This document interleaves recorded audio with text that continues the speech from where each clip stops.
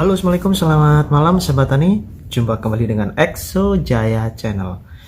Ya, gimana kabarnya? Alhamdulillah sehat ya. Pada malam hari ini Exo mau berbagi tips masih seputar dunia pertanian ya. Gimana cara untuk mengetahui bahwasanya padi kita itu terkena asam-asaman, dan juga gimana solusi dan gimana cara untuk mengatasinya. Simak terus video Exo Jaya Channel. Bagi sahabat tani yang baru bergabung, jangan lupa ya dukung Exo Jaya Channel dengan cara klik subscribe di bawah ini, karena subscribe itu gratis. Dan juga jangan lupa tombol lonceng di sebelahnya. Jangan lupa subscribe Exo Jaya Channel. Kamsahamnida. Terima kasih yang sudah ngedukung Exo Jaya Channel. Bagi sahabat tani yang punya channel YouTube, semoga semuanya lancar dan semakin berkembang dan sukses. Oke, langsung saja di sini gimana cara untuk mengatasi tanaman padi kita supaya tidak terkena asam-asaman. Nah, apa saja sih ciri-ciri dari tanaman padi yang sudah terkena asam-asaman? Itu kita mudah banget. Yang pertama, kita coba cabut saja itu padi, batang padi maksudnya. Nah, kemudian kita lihat akarnya itu berkarat seperti besi yang berkarat gitu. Itu sudah pasti akan dinamakan asam-asaman, terkena asam-asaman. Kemudian karena kalau padi sehat itu kalau dicabut itu akarnya pasti akan putih bersih, tidak coklat atau seperti besi berkarat. Dan juga daunnya menguning. Daunnya menguning, ada juga daunnya menguning itu juga berdampak pada masa-masa pertumbuhan, yaitu bisa memicu kekurangan anakan atau anakannya itu sama sekali tidak akan tumbuh. Dan juga itu mudah mengelupas juga itu batang akar pada tanam padi tersebut. Dan bila kita sampai kurang cepat untuk menanganinya dengan baik, itu kita bisa mengalami yang namanya gagal panen. Dan kalau sudah gagal panen itu akan sangat meresahkan dan jadi momok yang menakutkan bagi sahabat tani. Untuk itu jangan sampai sahabat tani dimanapun berada itu mengalaminya. Nah, langsung saja di sini kita menggunakan apa aja dan solusinya gimana, simak terus Exo Jaya Channel.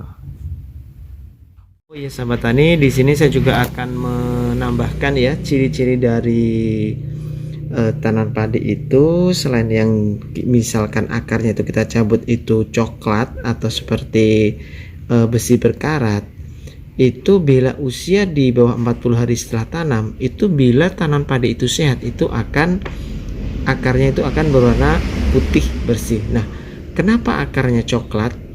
Karena keracunan zat besi, karena pH tanahnya yang rendah sehingga drop. Nah, jadi unsur besi dan aluminium itu jadi dominan sehingga pada tekanan asam-asaman itu, sehingga bisa menyebabkan asam-asaman, maksudnya begitu. Dan juga karena pH tanahnya rendah sehingga unsur hara yang lain itu tidak bisa diserap oleh tanaman padi. Akhirnya kehidupan padi galau, tidak bisa hidup dengan damai. Karena apa? Karena kekurangan gizi.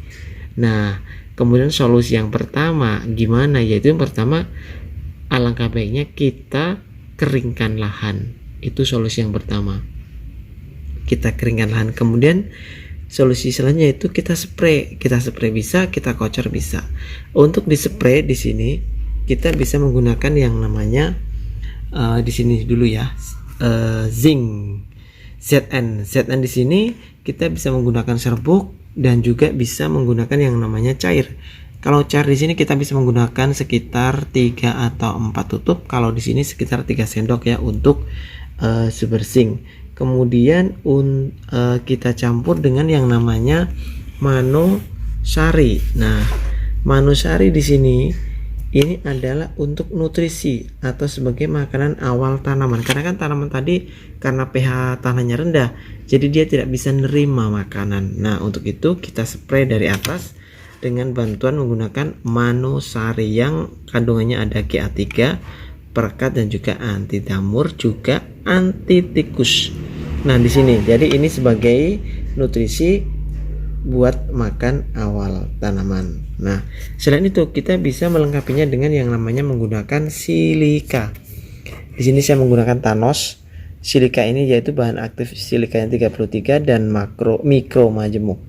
Kenapa harus pakai silika? Biar kokoh batangnya, tidak mudah roboh dan tidak mudah membusuk juga, sahabat tani. Kemudian terakhir kita juga bisa mengaplikasikan dengan menggunakan kalsium boron fertilizer atau merek dagangnya seperti Manokalbor. Untuk merek dagang, sahabat tani tidak perlu sesuai atau tidak perlu sama dengan yang sudah saya kasih rekomendasi di sini tadi ya. Jadi bisa sahabat tani bisa mencari bahan aktif lain yang sekiranya bisa sama dengan produk-produk yang sudah saya terangkan tadi gitu.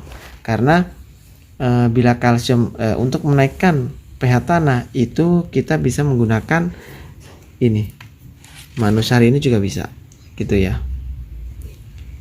Manusari, kemudian di sini ada Kalbor. Nah, di sini Kalbor di sini atau kalsium boron kita bisa menggunakan 3 sendok ya. Sedangkan ZN saya ulang lagi. Di sini kita menggunakan super zinc. Kalau ini di spray bisa, disebar juga bisa ya, ditabur maksudnya. Kalau serbuk tidak mau, kita bisa menggunakan yang namanya cair.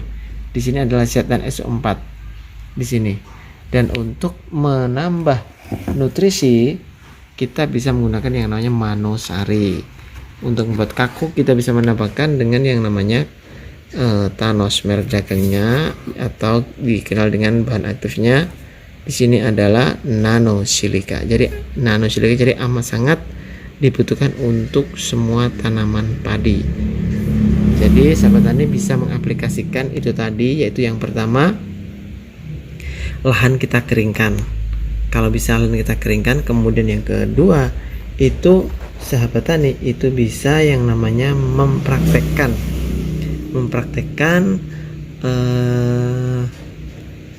nutrisi ZN, silika dan juga Manokalbor supaya tanaman padi sahabat tani dimanapun berada bisa terhindar dari yang namanya asam-asaman. Oh ya, saya mau mengulangi lagi sahabat tani, kalau padi sudah terkena asam-asaman, kalau bisa jangan dikasih pupuk dulu, jangan, kita tunggu sampai benar-benar normal. Karena kalau sahabat tani, terima kasih yang sudah ngedukung, sudah ngelihat dan juga sudah mensubscribe, like video Exojaya Channel. Semoga saja video Exojaya Channel pada malam hari ini seputar asam-asaman pada tanam padi bisa bermanfaat bagi sahabat tani dimanapun berada. Dan bila ada kata yang kurang berkenan dari Exo mohon maaf yang sebesar-besarnya. Akhir kata, assalamualaikum warahmatullahi wabarakatuh. Salam petani sukses.